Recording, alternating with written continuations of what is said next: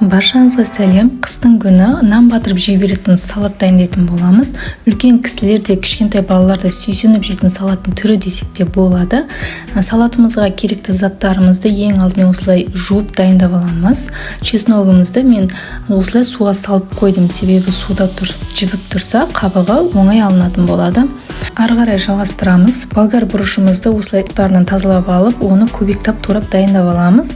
Одан кейін қызанағымызды да қабығын ашып, оны да көбіктеп турап дайындап аламыз. Жалпы қабығын ашымай істесеңіздер де болады. Мен өзім қабығын ашып істеймін. Ұзақ уақыт алуы мүмкін, дегенмен бір осылай жасап көрсеңіздер, келесі жолы міндетті түрде тағы да жасағыларыңыз келіп тұратын болады. Енді жуамызды көбіктеп турап аламыз, сәбізімізді теркадан өткеріп дайындап аламыз.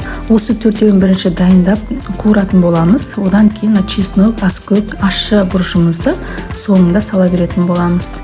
Ең алдымен сұйық майымызды құйып, қыздырып алып, одан кейін жуамызды салып, қуырып алатын боламыз. Осылай бір-екі айналдырып қуырсаңыздар жеткілікті. Одан кейін сәбізімізді салып, тағы да бір-екі айналдырып қуырып аламыз.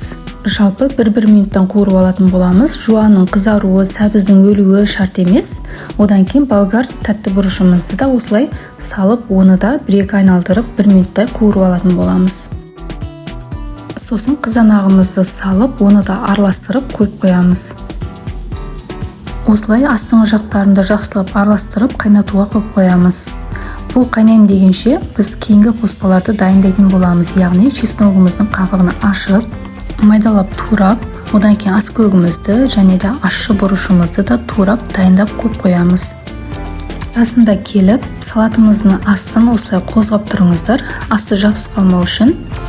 Салатымыздың суы шығып, қайнауға дайындалып тұр. Жыбырлап қайнап бастағанда оттың астын жай қоямыз да 45 минутқа қалдырамыз. 45 минут қайнап болды.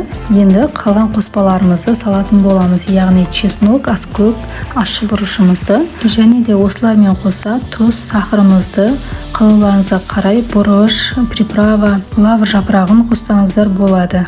Мен бұл жерде тұзды шамалап салдым. 3 ас қасық тұз салдым, 3 ас қасық қант салдым. Бір қайнап болғаннан кейін дәміне қарай тағы да тұз қоссаңыздар болады.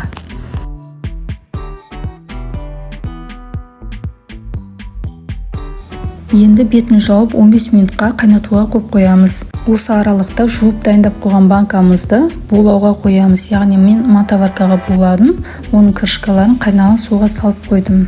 Жалпы салатымыз 60 минут қайнады. Мен дәміне қарай тағы да тұз салдым. 1-2 минут қайнағаннан кейін астын жай қойып қоямыз да булап алған банкаларымызға құйып жауып аламыз.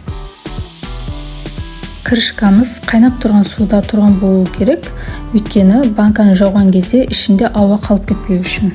Банкаларымыздың барлығын жауып болдық. Менде бұл жерде 7,5 литр банка шықты.